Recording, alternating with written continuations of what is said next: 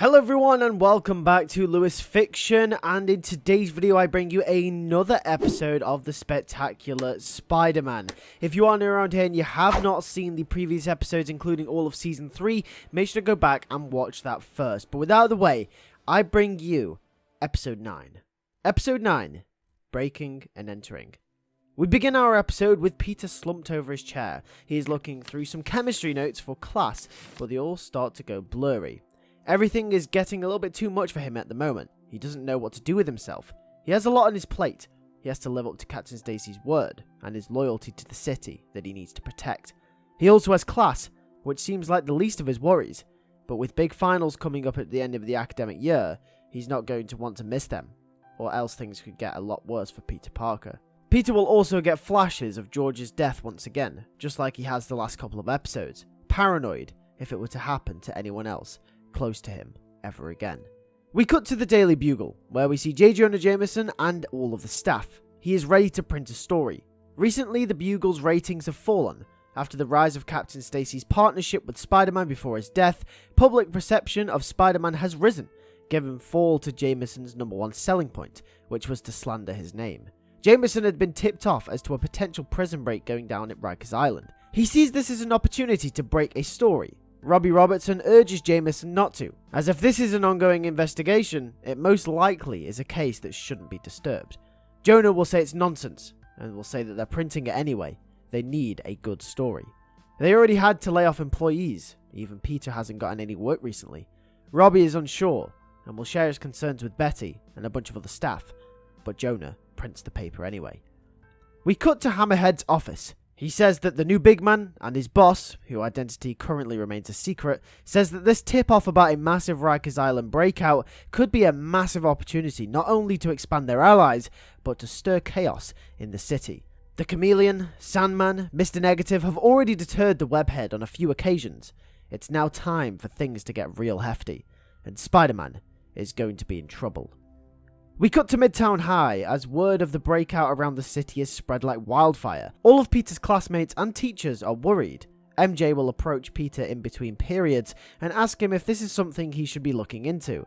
Peter will look confused as he looks at MJ with dark circles under his eyes. She comments on how tired he looks. Peter will say that he's just studying for finals. MJ will be caught off guard by how normal Peter's problems still are, despite him being Spider-Man. After this moment, she will hand him the newspaper. Peter will say that this is not good. He will think back to everything that has happened since episode 1, with the break-in at the engineering firm, his fight with the glowing magic man, Sandman, and a few other things. Something is coming. Something big is coming. But he doesn't know what it is. Everything seems a little bit too out of place. Everything a little bit too out of order, and he needs to get to the bottom of it. Not just for himself, not just for the city, but for the people he loves, for the people around him, for MJ, for Aunt May, for Gwen. MJ will ask Peter if they need to be worried, and Peter says that it'll be fine. He'll look into it. MJ will tell Peter to be careful. However, before Peter could leave, he'll run into Gwen. They will have a catch-up in the hallway, and Gwen will ask him if he wants to hang out and catch up after school. Since they're trying to strictly remain friends, why not grab a coffee together or something? Peter says sure. She says to meet him after school, and Peter says that's fine. All he has to do is skip a few classes, investigate this supposed rumour, and then meet with Gwen. What could go wrong? We cut to the rest of the episode where Peter is trying to figure out the rumour that is spread through the streets of New York, leaving a distasteful dread over the city. Spider-Man will arrive at an NYPD station and will come into contact with Jean DeWolf, the new police captain of the NYPD. She won't be at all impressed to see him. They'll go back and forth and she will say to him that she was never really a big fan of him, but since George saw him as an ally, she will do the same. But it doesn't necessarily mean she'll take the same liberties with Spider-Man as Captain Stacy once did. Spider-Man will ask her if she's looking into this rumour about a potential breakout of Rikers Island. She will say that the rumours are just rumours, but very serious accusations, and her best people are working on it. She will tell Spider-Man that she's not willing to discuss them any further with him. However, Peter is determined. A side of him that we rarely see comes out. Peter is stern, almost paranoid-like of anything happening like it did to Captain Stacy ever again. Spider-Man is the only person on the face of the planet capable of having any chance against those guys if they are to escape. He's the one who put them in there, and he's the only one who could put them back. He says Captain Stacy would know what's right, Jean DeWolf, almost annoyed at the blackmail, does understand Spider-Man's frustration and determination. She will say that she admires his good heart and his intentions come from the right place, but by the book, she can't share any information. She apologizes to Spider-Man as he swings away frantically and annoyed. Spider-Man swings through the city rapidly, saying that if she won't tell him anything, he'll find out for himself. He arrives at the prison and manages to sneak past the guards. Spider-Man will find himself in a long corridor, but something feels off, until suddenly he falls into a pit full of green and purple monsters attacking him from all angles. They don't trigger his spider sense, however, which is weird. He stops for a moment as a massive snake phases through his body. He squints his eyes. Mysterio, he'll say to himself. The whole room around him will transform back to normal and Mysterio will appear in front of him. He will say that he wasn't expecting Spider-Man so soon, but it's almost certainly a welcome surprise to see his old foe. Spider-Man will ask what is going on, and Mysterio will say it's none of his business. They will engage in combat, with Mysterio throwing all sorts of tricks his way. Spider-Man will ask if this has anything to do with the rumoured prison break that is meant to be happening. Mysterio will laugh, and he says he has no idea what he's on about. Police will become aware of Mysterio and Spider-Man's fight, as Spider-Man looks to beat Mysterio. However, during the fight, a piece of Mysterio's illusion tech will fall into one of the cells. A dark figure stands up to approach the fallen piece of tech. It's none other than the infamous Shocker himself, Montana. Mysterio is eventually defeated, and Spider-Man is assured of himself that the prison break has been avoided.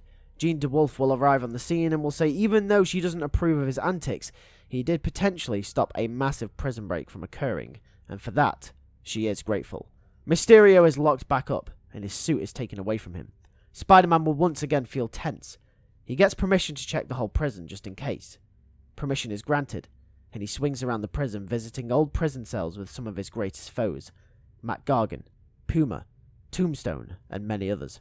Spider-Man will stop at Tombstone's cell for a moment, and they will lock eyes.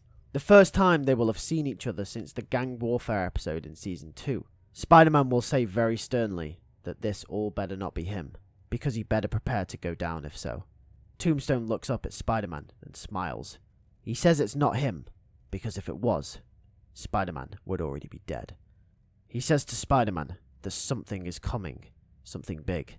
Spider-Man will ask if he knows anything, and Tombstone says that he has sources as he lays back down on his bed and puts his feet up. Peter, knowing that Tombstone won't crack, decides to visit one last place, the holding cell of Walter Hardy, the man that killed Uncle Ben. He looks at him as he rests. He doesn't say anything though, just stares in his direction. Spider-Man feels relieved, almost. He's still there.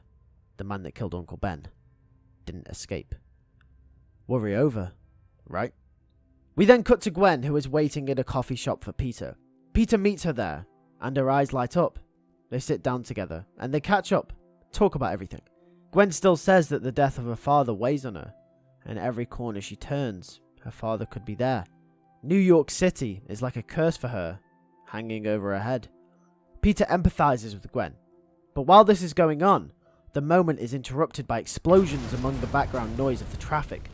Peter side-eyes the street next to him as people start screaming.